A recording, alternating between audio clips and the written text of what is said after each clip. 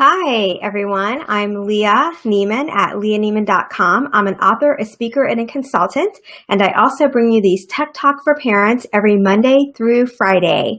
So we talked a little bit yesterday as we started our late wrap up from the holiday week about some things to kick off your new year and keep in mind with your kids.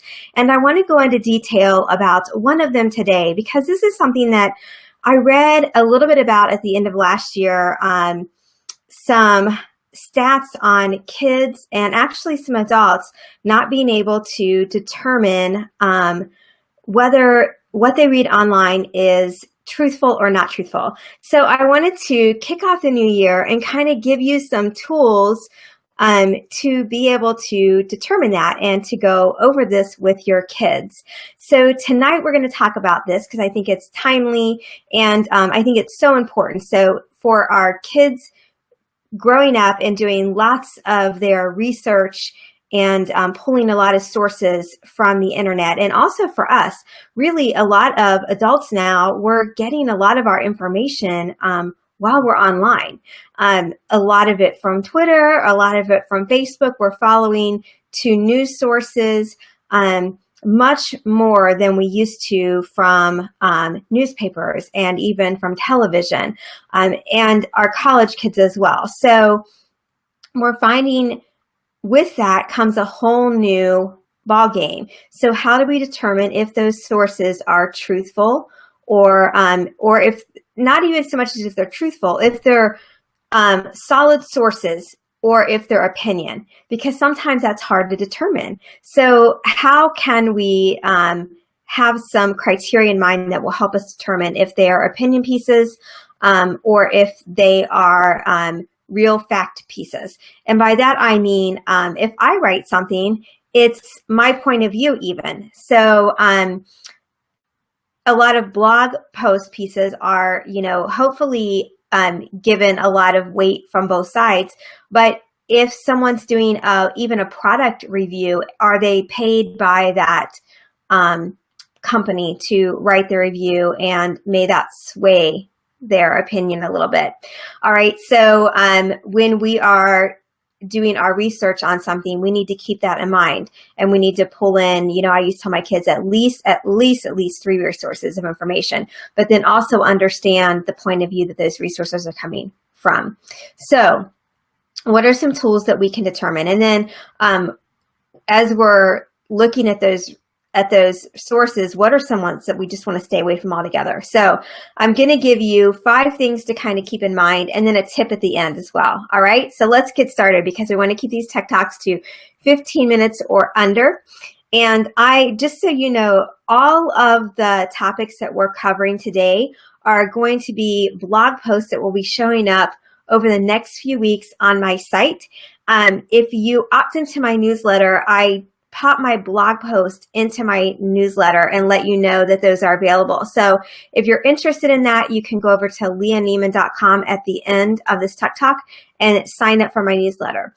All right, so number 1, pay attention to the URL when you go to the site to actually look at it. All right, so for instance, news sources like NBC.com or FoxNews.com, Washington Post, any of those news sources, they're going to be a .com. So if you see like a .com, .co, or anything that's, you can certainly have .gov or .org, and those are going to be legitimate. But if you start seeing things that are really squirrely after the .com, .org, .gov, or anything that is squirrely at the end of that URL, that's your first clue right there. So established news organizations usually use their own domain, and they're going to have a standard domain URL along with that. So a lot of people will go out and purchase the really squirrely end names. A lot of news organizations will also purchase the .orgs and things like that so that no one else can get those, but you don't purchase the .com, .cos or anything like that. So a lot of people have gone out and purchased those and are using them as fake news sources. So beware of anything that has that. And if you find yourself on one of those, go check out just the regular.com, and you'll probably find out that that's going to be a fake news source, and you're actually not on the source that you want to be, but you're on a fake news source. All right, so that's number one. Pay attention to the domain URL that you're on. Number two, there should be an About Us section. Most, if not all, credible sources of news information are going to have an About Us section, because they want you to know, hey, we're credible. Here's the people behind the scenes. Here's where we come from. Here's our credentials. All of that stuff, they're open and transparent about it because there's nothing to hide. So if you go out to a site and there is not an About Us section and it's not clear, and there's usually also within that About section, there's going to be a way for you to contact them. If that's not there, then chances are it's not the most legitimate source that you're going to find. So look for the About Us section. If that's totally missing and the site is totally void of an About Us section and a way to contact them, it's most likely not a credible site. So number one, pay attention to the URL, domain URL. Number two, you're looking for an About Us section that states who's writing these articles, who are the people behind the website, and there's a way to contact them. Okay, first two, we got those down, right? Okay, number three, look for quotes within the story. When people are writing about a story and it says so-and-so said this, they're usually linking back to where that person stated that. Or if they're saying, okay, they're giving, hey, a recent study stated XXX, they'll link back to that study, or they'll link back to those sources of information in their story.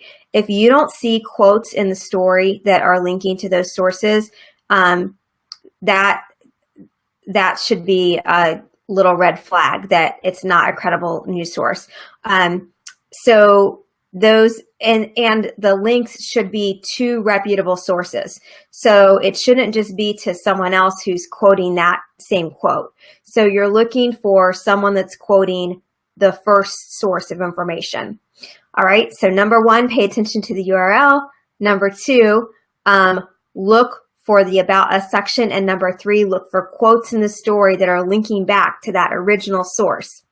Okay, number four, check the comments. A lot of these fake and misleading stories, they're shared on social media platforms, and they use like really dramatic headlines that are used to inflame or mislead. And so they're going to draw lots and lots of comments that, get 300 immediately because people read the headline and they're initially aggravated. So, check that comment section and make sure that that's not the case with this. A lot of the comments are going to come from Facebook and Twitter and social media and other places because, again, they've used a headline that's meant to just go out there on social media and cause a lot of responses without people really going and understanding the story at all. All right, and number five, use the reverse search image. There's a lot of images that go around that will have, again, one of those headlines that are caused to just generate lots and lots of what we like to call clickbank, or, just clicks to get people to go over and click. And it's an image that will show something that's not really what it is. And it's an image that's just circulating. So it won't even be an image that the person took or even relates to that article per se.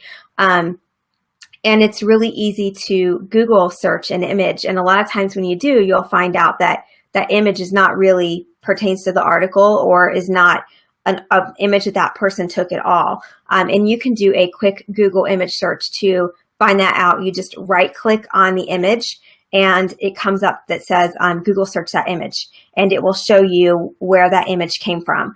And it a lot of times, more often than not, those images are images that have been taken from other sources or are just images on social media. So note those. So okay, so let me go over the 5 again, and I'm going to give you a little tip at the end. So pay attention to the domain URL. Read to make sure that there's an About Us section, and About Us section that typically will have a way for you to contact the website owner. Look for quotes in the story that lead to reputable sources of information. So if it's saying this person said this, it's leading actually to where that person said that.